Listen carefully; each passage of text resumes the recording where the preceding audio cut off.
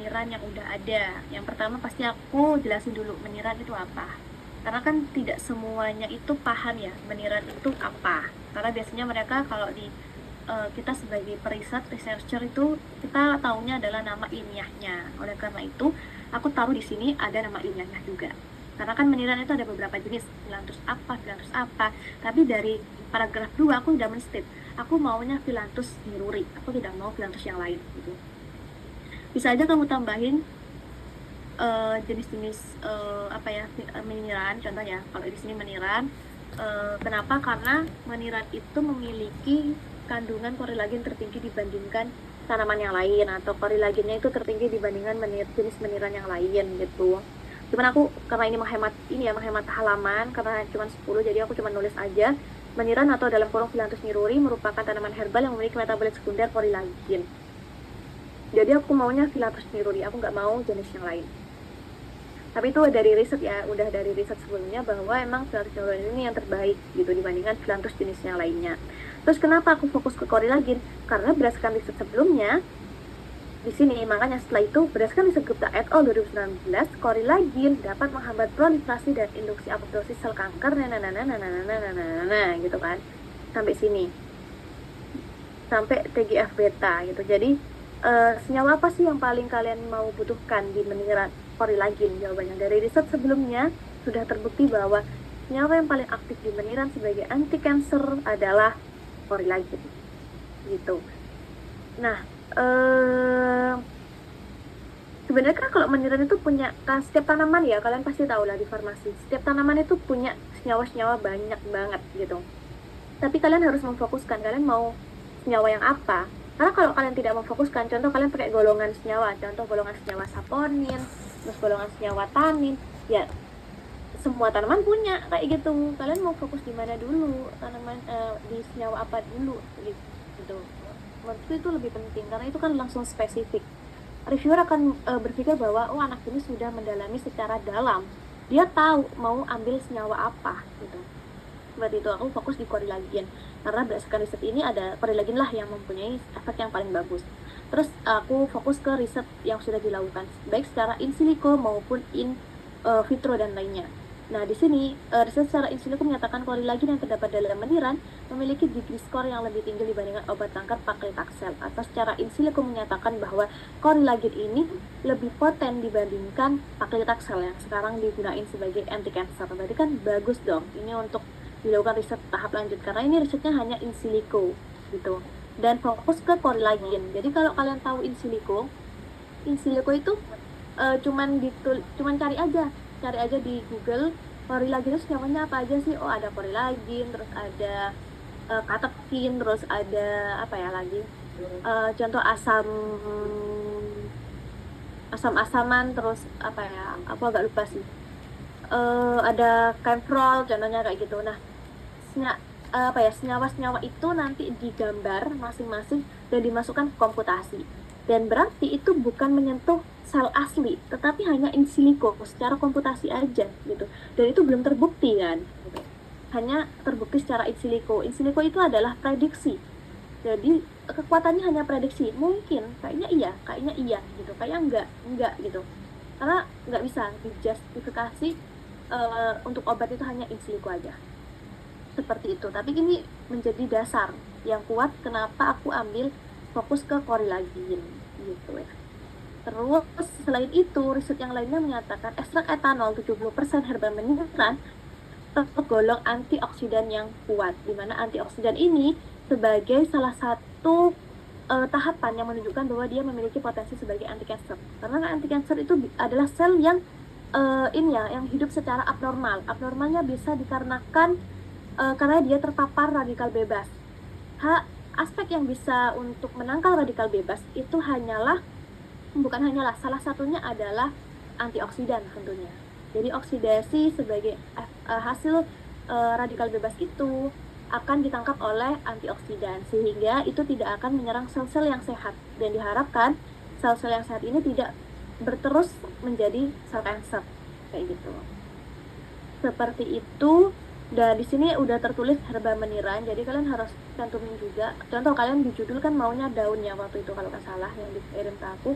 Nah kalian pastiin beneran nggak daun itu adalah bagian yang paling bagus di tanaman itu atau tidak gitu. Karena itu akan menjadi poin penting.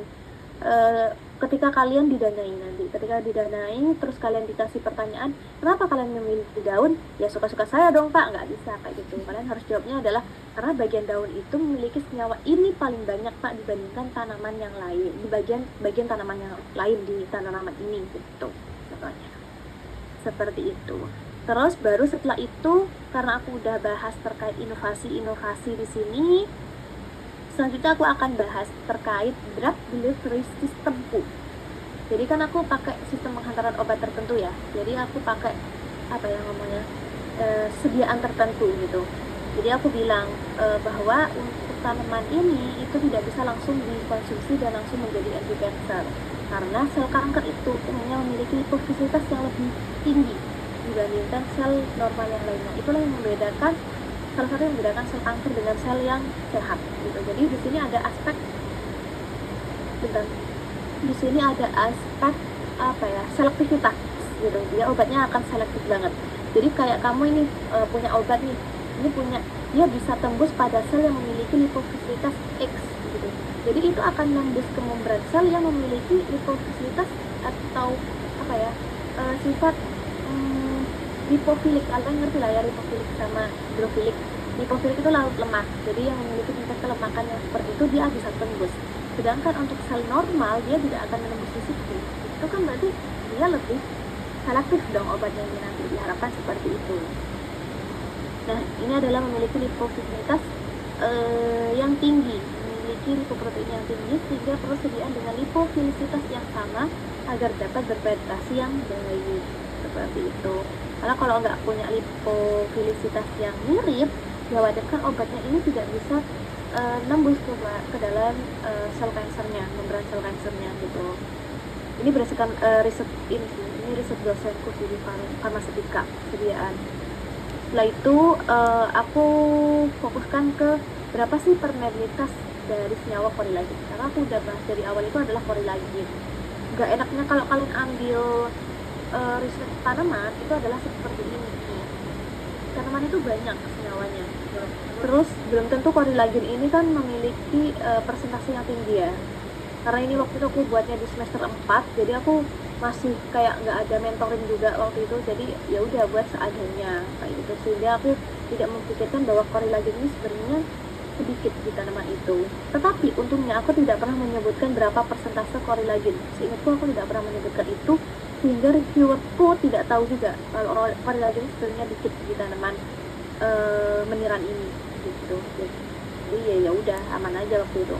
Cuman kalau kalian bisa lebih dirinci lagi, karena di sini korilagin ini mewakili seluruh tanaman menirannya, karena kan dipakai ekstrak banyak senyawanya, tapi yang ditulis di sini adalah korilagin ya. Jadi dipastikan bahwa korilagin itu beneran merupakan senyawa yang major di situ, yang paling banyak gitu. Contoh apa ya yang paling banyak kayak gitu?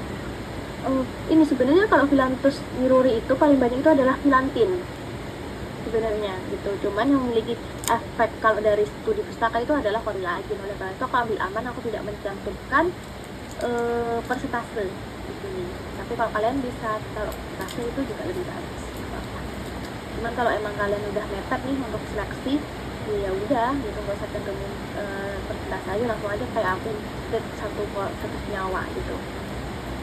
Oleh karena itu ketika korilagin ini ternyata log-P-nya minus, di mana lipofilisitasnya itu rendah, oleh karena itu aku butuh bagaimana caranya obat ini bisa masuk ke dalam sel kanker di saat dia memiliki lipofilitas yang rendah. Caranya adalah membalut senyawanya, dibalut dengan senyawa dengan apa ya, eksipien atau bahan tambahan yang lain, di mana bagian luarnya itu bisa meningkat lipofilitasnya. Dengan cara apa sih? Salah satu ada, yaitu dengan membuat bentuk mikroemulsi yang reverse misal. Jadi kalau kalian tahu mikroemulsi itu kan cuman fase air ditambah fase minyak, kalian tambah surfaktan, ya udah jadi mikroemulsi gitu kan.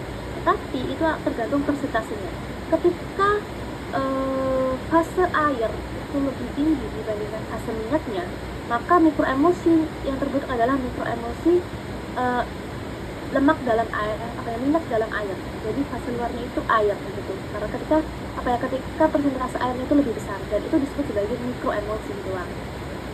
Tetapi ketika fase minyaknya itu lebih tinggi, maka minyak itu yang akan melingkupi air-airnya. Ya intinya yang mendominasi itulah yang akan menguasai area itu, dan yang mempunyai kekuatan yang lebih tinggi atau dia memiliki persentase yang lebih tinggi, maka dia akan di depan lah ininya gitu untuk menghadapi pemberanselnya. Oleh karena itu, dan itu disebut sebagai karena mikroemulsinya berada pada sistem air dalam minyak, berarti kan fase luarnya adalah minyak, maka disebut sebagai mikroemulsi yang reverse misal. Nah, kata reverse misal inilah yang membuat menurutku reviewer itu tertarik, karena belum ada satupun anak tim PKM yang mengajukan proposal dengan judul reverse misal. Tapi kan itu kayak sesuatu yang baru ya, itu yang menurut aku itu yang menarik reviewer untuk mendanai PKM waktu itu.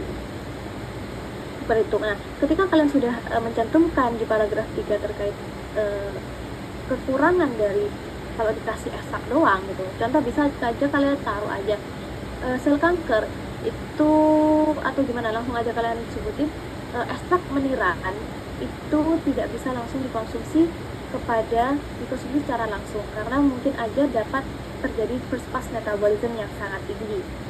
Kalau first pass metabolism itu kan tidak hanya ketika dia ditelan ya, ketika dia berada di mulut sebelum dia ditelan itu bisa aja dia terkena first pass metabolism.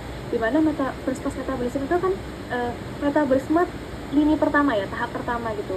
Jadi dimanapun area tubuh yang memiliki enzim itu akan menyebabkan metabolisme tertentu gitu. Bisa aja kalian coba dibuat langsung, dibuat sediaan yang dia itu dienkapsulasi contoh kayak gitu. Nah, enkapsulasinya tujuan apa? Tujuan agar senyawanya ini tidak mudah teroksidasi contoh gitu, atau terdegradasi, terus jangan tidak mudah terjadi first pass metabolism atau diturunkan, karena kan tahap pertama ketika first pass metabolism itu akan bagian membrannya, bagian enkapsulatnya itu akan berhadapan dulu dengan first pass metabolism sehingga bahan aktifnya itu tidak langsung berkoneksi, sehingga diharapkan nanti kadarnya ketika masuk ke organ site atau ke target site itu masih dalam kadar yang cukup untuk menyebabkan efek terapi gitu. Bisa aja kalian taruh kayak gitu di sini, terus kalian taruh aja kesalahan apa ya, kekurangan kalau langsung dikasih obatnya gitu, kalau langsung dikasih ekstraknya itu apa, sehingga kalian berinovasi untuk membuat salah satu sediaan. Bisa kalian buat niche, bisa kalian buat ini, buat itu, tergantung kalian masalahnya apa. Jangan kalian ambil kayak, oh pokoknya aku buat ini karena ini menang kak kemarin gitu, ya kurang kuat nanti alasannya gitu. Nah di situ kalau udah ngomong inovasi kalian, baru masuk ke paragraf 4 terkait bukti apa sih yang menunjukkan bahwa solusi menggunakan sistem drug delivery system itu bisa menjawab permasalahan yang di sini. Kalau aku masalahnya hipoksisitas ya. Oh ternyata riset dari Priani et al. 2022 sudah pernah mencoba untuk menggunakan reverse cell dan membuktikan bahwa nilai log P-nya itu meningkat. Berarti kan udah menjawab ini kan aku mau ningkatin kan. Ya udah, karena udah pernah dirisetkan sebelumnya tapi dengan senyawa yang lain, udah terjadi nilai log P yang meningkat, ya berarti aku akan mengadopsi riset itu, metode itu untuk berada di metode riset aku. Nah, apakah ini juga meningkat atau tidak? Nah, itu yang akan dilakukan penelitian, makanya Pak danai. Seperti itu, dari yang lainnya juga sudah menyatakan bahwa reverse misal menggunakan surfaktan twin 80 dan span 80 pada EGCG. EGCG itu epigallocatechin dalat yang biasanya ada di teh hijau. Enggak teh hijau doang, teh-tehan semua ada EGCG-nya. Itu, dan dia itu biasanya menggunakan twin 80 sama span 80 gitu. Ini perlu aku cantumin karena ini ada di formulaku nanti di bagian bawah kayak gitu. Terus selain itu reverse misal ini dari riset Centamara et al. 2019 juga sudah terstate bahwa dapat meningkatkan efektivitas terapi dengan agregasi obat secara selektif dan mengurangi toksisitas sistemik. Kayak gitu, berarti kan itu bagus ya untuk anti cancer karena dia butuh selektivitas tertentu gitu. Nah kalau udah selesai baru aku langsung state judulku apa sih. sebenarnya nggak usah ditulis diusulkan riset dengan judul gitu, nggak usah, karena di bagian bawah itu ada bagian judul. Biasanya reviewer itu akan melihat di sini lah, bagian sini.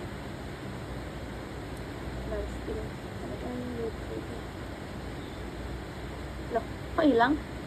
Oh, ini bagian, kalau kalian tahu lampirannya mana ya?